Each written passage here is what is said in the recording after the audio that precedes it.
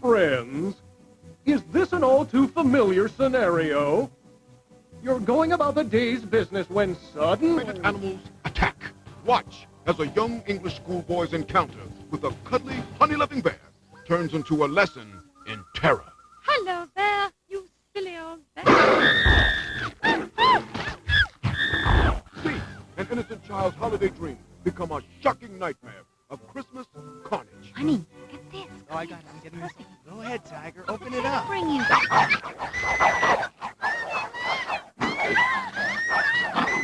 Honey, get out of the shot. There must have been 100 of them. More. Sweat as a dancer's slipper sails him into a sea of senseless slaughter.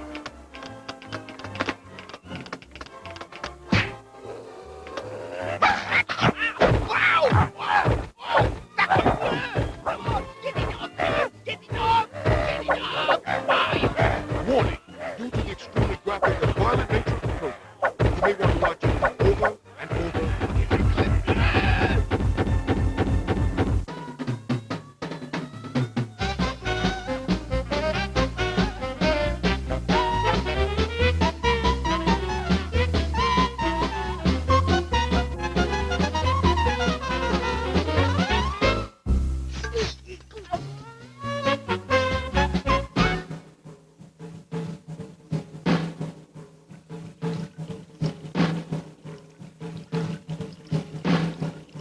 One summer, many years ago, I was going to visit my grandmother and Uncle Harry for the weekend. Harry picked me up in his old car. He drove fast and didn't say very much. Then, all of a sudden, we bumped into something. We'd run over a dog, and it was still alive. Harry offered the owner, an old lady, to put an end to the poor animal's misery. He had a wrench in his car, so he whacked the dog in the head a couple of times. The dog yelped once and just laid there. I stayed at Grandma's place and got to watch TV for 3 days. When Harry drove me back home, we stopped at the scene of the accident. And there they were, the lady and her dog. I screamed at Harry, "Do you see? Harry, the dog!" "No," said Harry in a very angry way. But Uncle Harry, it was the... "No," said Harry again. Then he told me I was a very rude boy and shouldn't come back to visit them anymore. But it was the same dog. He had a bandage around his head.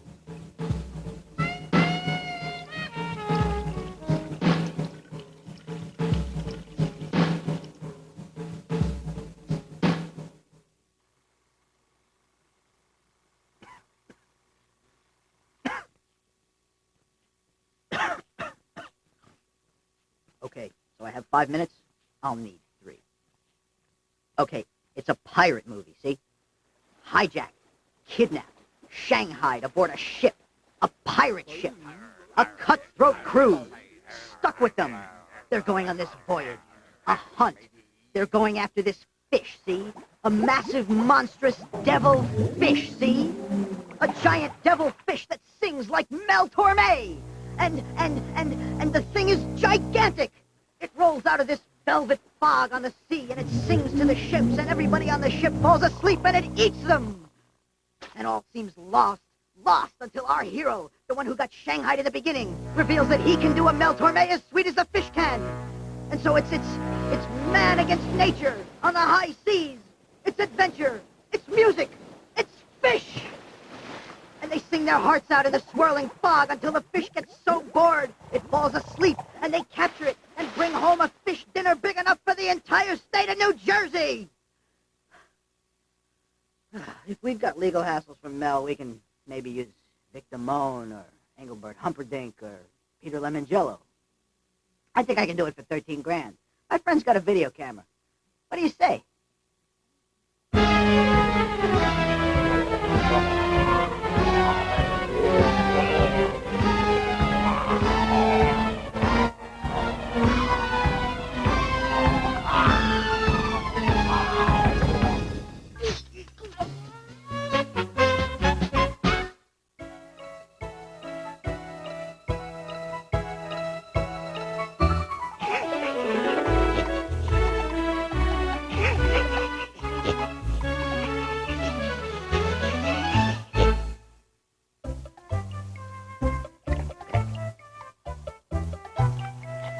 Boris the dog decided he had had enough of home life and wanted to see the big city.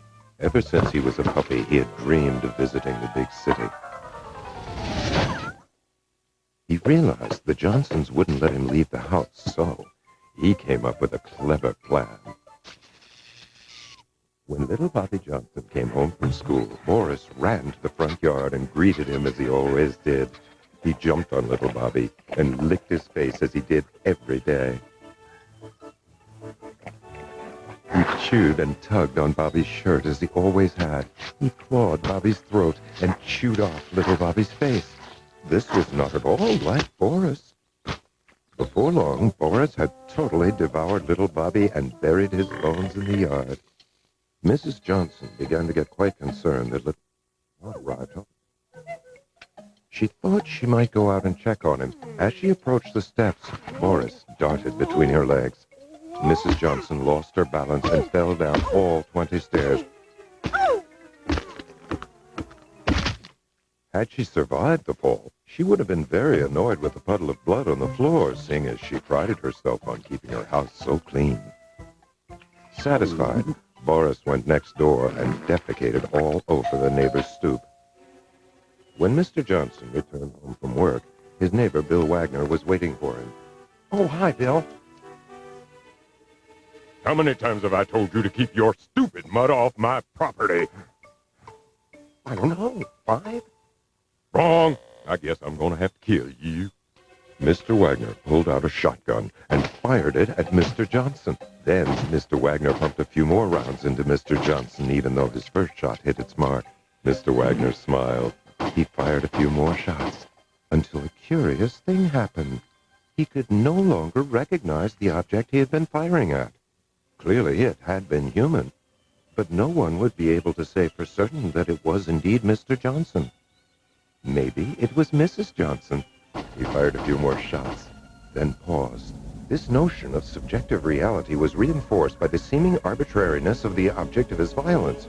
Certainly, it would be a paradox of the time-space continuum, but who was to say that he wasn't actually firing into the Crab Nebula? Or even more confounding, hadn't he just forged his own nebula? And perhaps a new galaxy.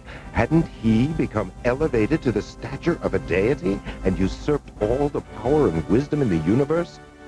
There's no way Mrs. Wagner's going to serve me tuna casserole tonight.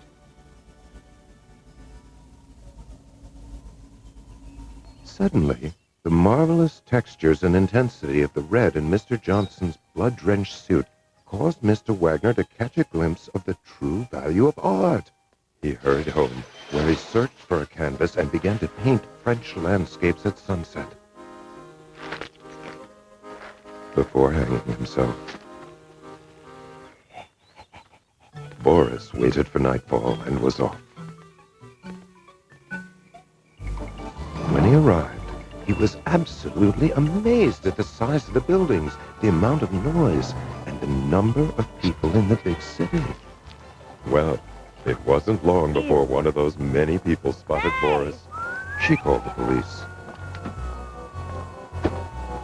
who picked up Boris and threw him in the dog pound, where he was put to sleep 24 hours later.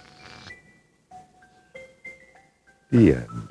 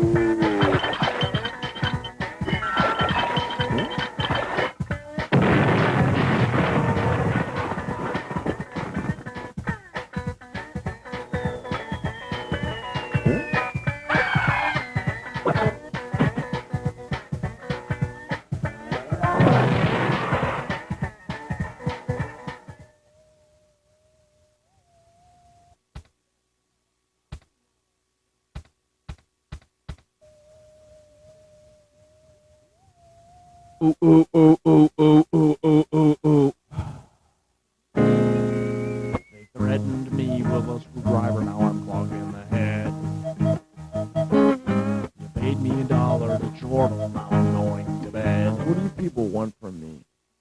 Rip and glide! Has your skateboard been taken away? Bummer! Just book a free ride and away you go. From the makers of Butcher Baby comes Rip and Glide! Cruise the street with the wind in your hair and the road on your feet. You've tried bungee jumping, skydiving, and maybe nude mountain biking. But nothing compares to Rip and Glide! Children under the age of 18 must have adult supervision. Playing in the street just got better! For only $19.95, Rip and Glide will grab you and take you away! Right, the only way! Rip and Glide! Call 1-800-RIP-1 now!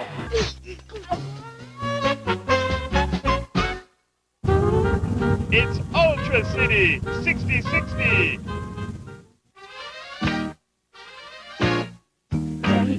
There is bus driver, he's a driver on time. He's a driver and he's gonna be driving on a racetrack. He's right behind you and he's got a lot of tricks. He'll run you over with his awesome warp sticks. Drive fast driver, drive fast driver, drive fast driver, drive. Deep in the mountains of the Sahara Desert, a plot is being made that is very bad and not good for Fast. With my new robot driver, I will enter the race, and I will win because I will sabotage Fast's car, the Warp 6, and then he cannot win, and I will win because he will not. What do you think, That is a good plan if it works. Oh. Meanwhile, the mysterious Racer P is working on his car at the track where the big race is going to be taking place today. Oh, look, that racer has pee on his shirt. Ha, ha, ha, ha, ha. That was so funny. The last time I heard it, I fell off my dinosaur. I was laughing so hard. Well, you're not so good. You will not win because I will win because I'm the fastest driver, Racer P. You are not so fast. We will see about that when I am winning and you are not. Oh! Meanwhile, back at Pappy's garage, Fast waits anxiously for Pappy to finish the repairs on the Warp 6. Oh, boy, Pappy, I can't wait for the race today because I will win, and the other racers will be sad when they see how fast I am. You just be careful, or else you will find that something bad will happen. Ha! Fast is the best driver, and he will win. Isn't that right, Monkey Monkey? Oh! Meanwhile, outside Pappy's garage, Professor X waits for his chance to sabotage the Warp 6. Now is my chance to sabotage the Warp 6, and then Fast will not be able to race, and then I will win the race, and Fast will not win. Finally, the time for the international fastest racer in the world race was at hand. Look, it is the masked racer, Racer P. Racer P, you are a good racer, possibly the best, but I am the best, so I will win today. We will see. I think you are a good racer, but I will beat you today, and then you will see it is not so easy. Racer P, are you my third cousin? Oh! Racers, get in your starting positions! It is time to show Fast who is the best racer. Go, go, go!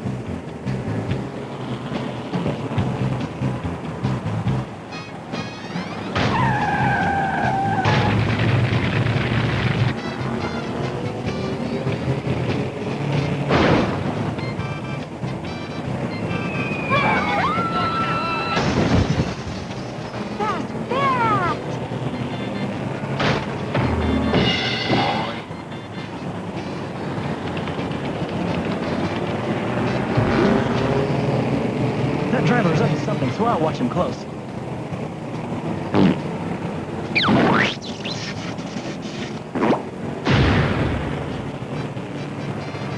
I have no brakes because they do not work, and so I must spin around and hit the wall. Here I go. The Warp 6 says...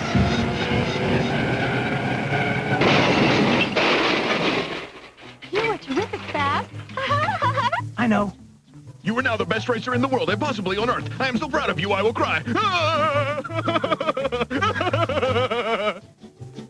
Oh. Hey, where's Griddle and Monkey Monkey? Way to go, Fast. I can't feel my legs.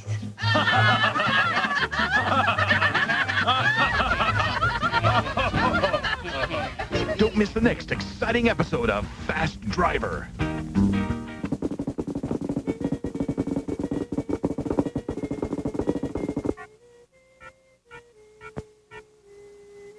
Art, crap, art, crap, crap, crap, art.